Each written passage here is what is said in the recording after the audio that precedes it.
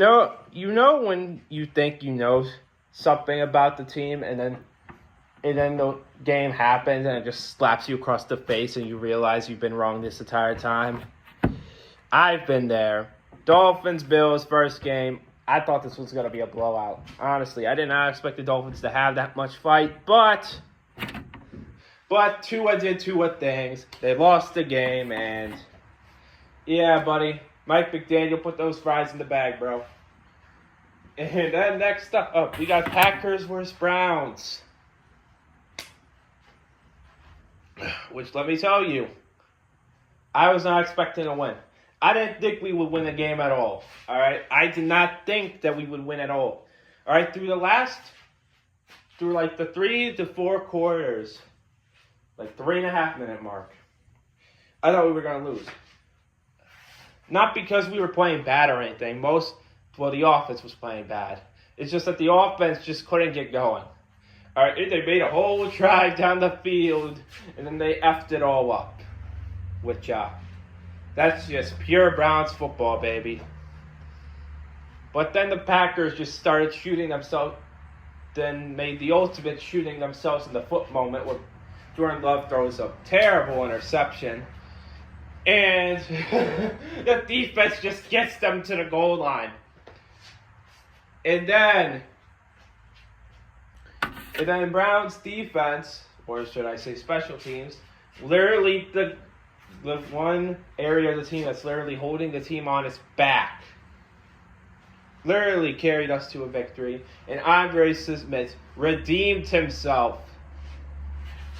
And is he the new Cade York? More than likely he is. But we'll see. I'll take the win. Now, does that mean I have hope for next week's game? Absolutely not. We're going to get killed by the Lions. I don't care what any Browns fan tries to sway my opinion. We're going to get killed. And next, the Bengals versus the Vikings. This was the worst week to be against the Vikings defense, and I was one of them. God damn it. But anyways, yeah, man, I don't think Jake Browning's going to cut it. Either get Kirk Cousins or Russell Wilson. You just got to get one of the two. All right? You just got to get one of them, all right? You just can't sit around here and be like, you can't sit around here after that performance and that dreadful where the Vikings defense literally kills you, and Carson Wentz was just like, okay, I'll just do this. Like, you can't look at the performance and be like, we'll stick with him. He'll get better. Like, you need to trade for one. You need to trade for Kirk Cousins, all right? Or Russell Wilson. Trade for either one of them. They would have a better chance at playing than, well, I guess I should just say Kirk Cousins, Russell Wilson. Yeah. But anyways, Vikings defense is great. Vikings shall be good for as long. And, yeah, that's it for this game. Then next up, Steelers-Patriots, where this was the ultimate shooting yourself in the foot game, and the Steelers somehow winning. I mean, the Patriots having 5 turnovers. Yeah, Mike Vrabel, get that offense together, buddy. Come on. And the Steelers, 9-8. 9-8 playoff wildcard exit. It's already been confirmed. We already know it's going to happen. Next up, we got Rams versus Eagles. And let me tell you something. Earlier in the game, I seen the score, and I'm like, damn, the Eagles are getting bitched. I guess people were right about them not looking good for the first 2 weeks. Maybe they'll not look good, and then they locked in. They locked in, man. And let me tell you something. Going from the Packers-Browns game to then the Rams-Eagles block field goal going to the touchdown, that was such a spiritual experience. I wonder what Scott Hansen was doing. He was probably losing his mind. But anyways, yeah, man.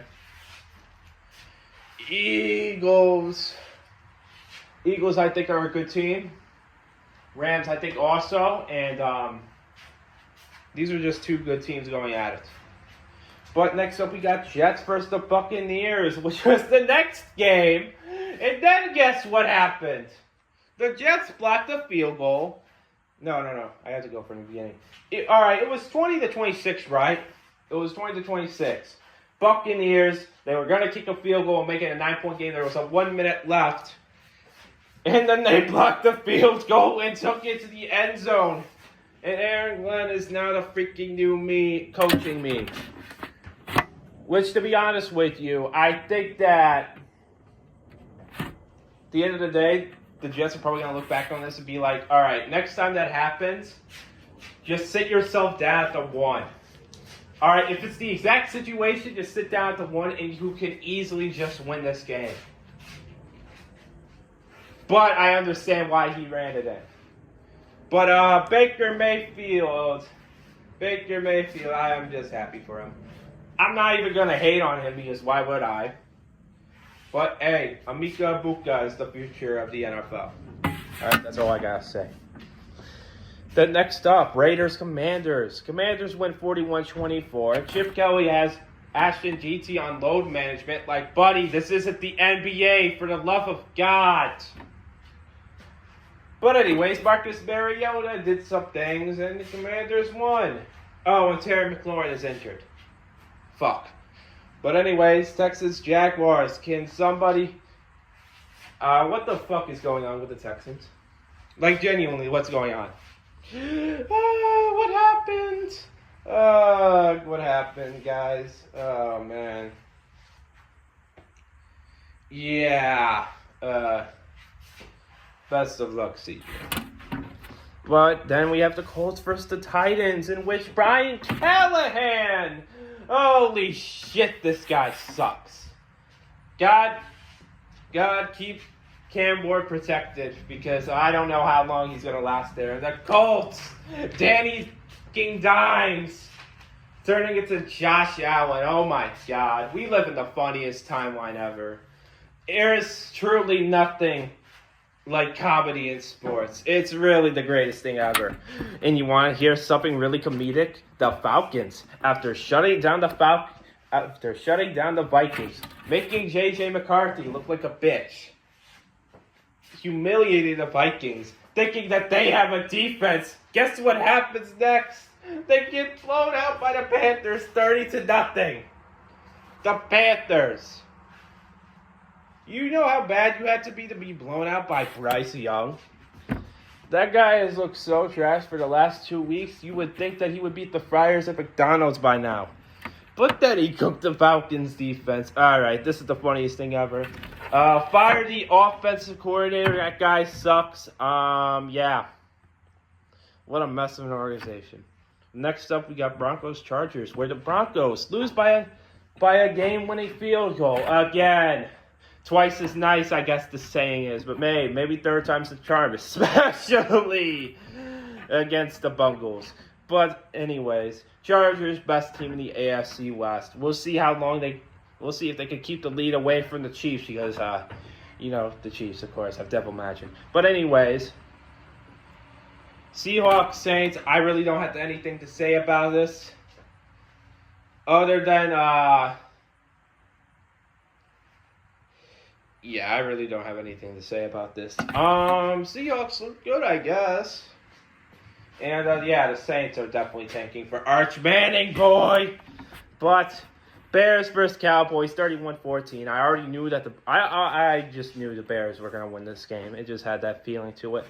And, when CeeDee Lamb suffered that sprained ankle, I wasn't like, oh, God, he's injured. My first thought was, why the fuck did you call a handoff for him? Like, what are you doing?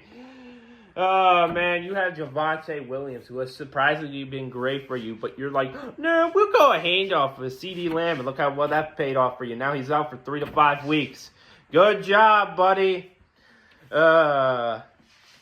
Promoting your offensive coordinator to be the head coach, that's not worked out well. But whatever. That defense is trash, by the way. Next up, we have Cardinals and 49ers, which, these two teams are definitely something, and not on the good side. I mean, the 49ers are going to win the NFC West because they have the easiest scheduled. Oh, my God. And to the Cardinals, Seriously, they're one of the weirdest teams ever. They just can't be functional for a game. Win or loss, it doesn't matter. They'll not be functional at all.